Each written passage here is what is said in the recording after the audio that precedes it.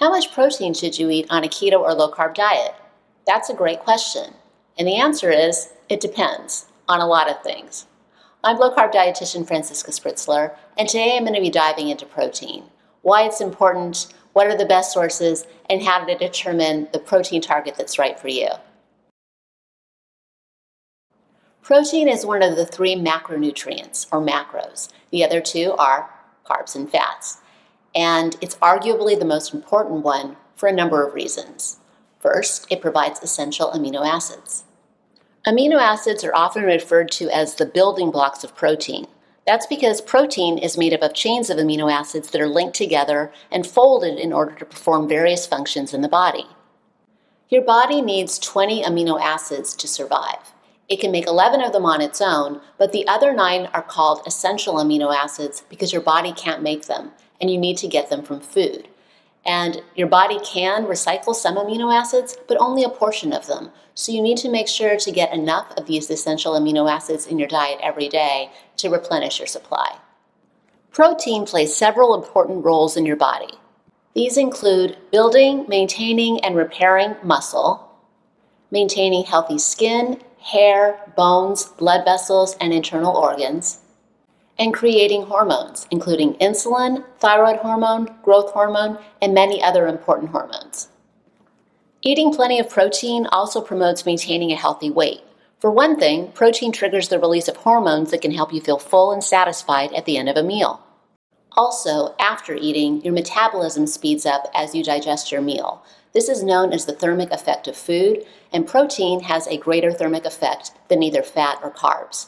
And although the effect is pretty modest, you'll still get slightly more of a metabolic boost when you eat protein compared to carbs or fat. Animal foods contain all 9 essential amino acids in the amounts that your body needs, and for this reason they're often referred to as complete proteins. And although many plant proteins also contain all 9 essential amino acids, one or more of them is usually present in only very small amounts. Also, the protein in plant foods isn't as bioavailable as the protein in animal foods, meaning it isn't as easily digested and absorbed by your body. For people who don't consume any animal products, combining different types of plant proteins can create complete protein. These combos provide the essential amino acids in the right amounts. But the bioavailability issue remains. So if you are a plant-based eater, you need to consume about 30% more protein compared to animal protein to meet your needs. So, how much protein do you need? This will depend on several factors, including your height. The taller you are, the more protein you need. Your age, the older you are, the more protein you need. And your goals. Most people who want to lose weight or improve their body composition tend to do better with higher protein. Some medical conditions can also affect protein needs. For instance, people with advanced kidney disease, certain types of cancer, or other medical conditions may need less protein, while those who are recovering from surgery or injury may need much more to heal. For people who eat a keto or low-carb diet and don't have any medical reason to restrict protein, I generally recommend eating between 1.2 and 2 grams of protein per kilogram of ideal body weight. I really don't like the term ideal body weight because it may not be your ideal or goal weight, but it is helpful to know what that is in order to determine your protein needs. If you're carrying excess weight, using your actual body weight can end up overestimating your protein needs. So use your ideal body weight instead. And if you're normal weight or near normal weight, you can either use your actual weight or your ideal body weight to calculate your protein needs. There are a lot of complex formulas for calculating ideal body weight, but this is the simplest method. For women, 100 pounds for the first 5 feet and 5 pounds for each additional inch, and for men, 106 pounds for the first 5 feet and 6 pounds for each additional inch. And I've calculated the ideal body weights for a woman who is 5 foot 6 inches tall and a man who is 5 foot 11 inches tall. And these are for medium framed people. If you have a small frame, you can subtract 10%. If you have a large frame, you can add 10%. Now I'll provide a couple of examples for calculating protein needs using those ideal body weights.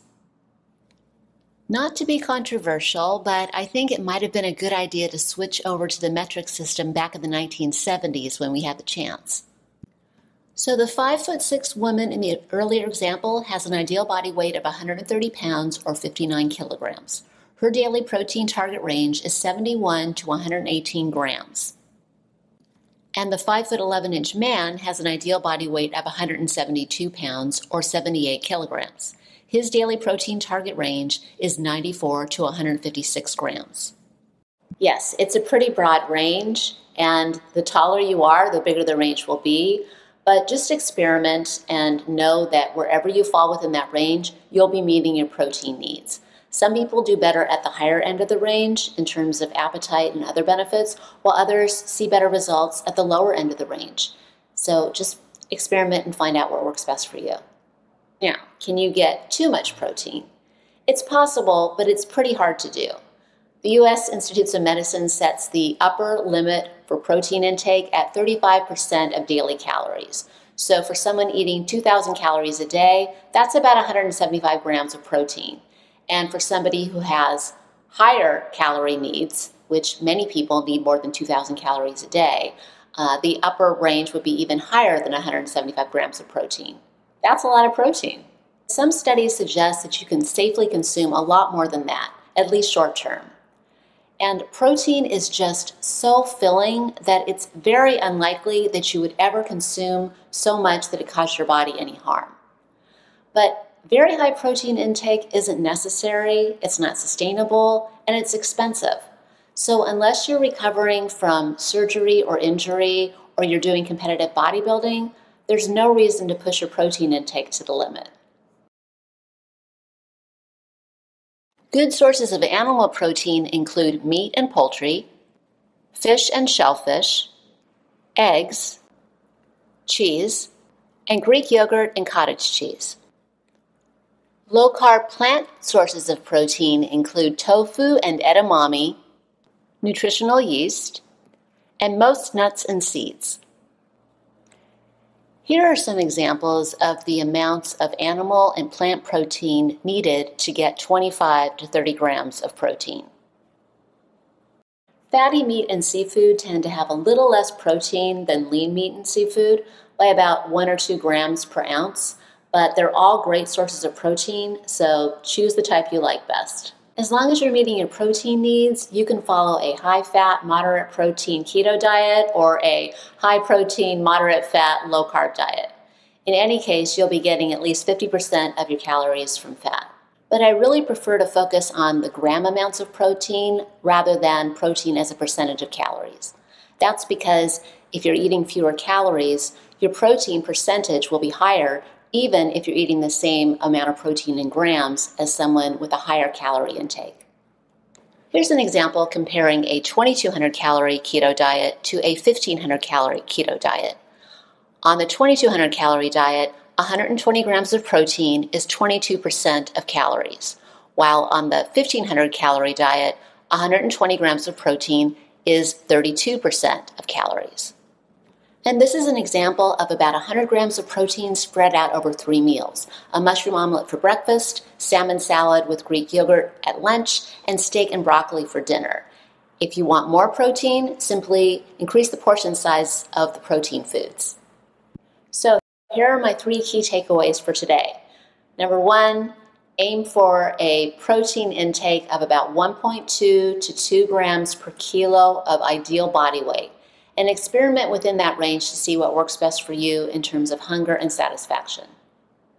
Number 2, with the exception of medical conditions that require protein restriction, it's better to overshoot your protein target than to undershoot it.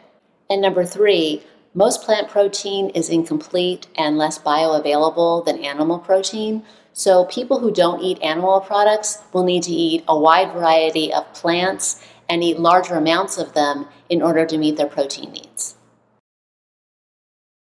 Do you know how much protein you're eating? Let me know in the comments, and also please ask any questions you have about protein. Thanks very much for watching, and if you enjoyed this video, please remember to like, subscribe, and share. I'll see you soon.